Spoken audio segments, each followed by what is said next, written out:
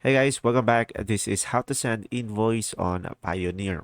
So guys, watch till the end as I show you a step-by-step guide, and I made this table over here so we can understand them more.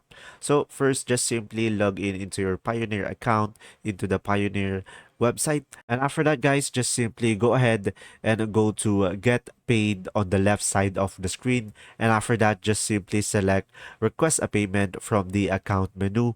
And from there, just simply choose the client you want to invoice from your contacts, or if you don't have this client added yet, you can just simply add this client. And after that, you can just simply enter the invoice details. You can include the payment amount, the currency, due date, and the description of the goods or service that you have. And you can attach up to 5 documents to the invoice, and you can preview the email as well that will be sent to the client.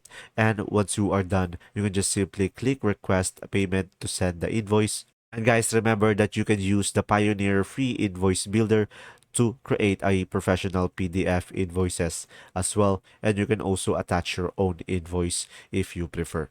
And there you go. If this video was helpful, please like and subscribe, and thanks for watching.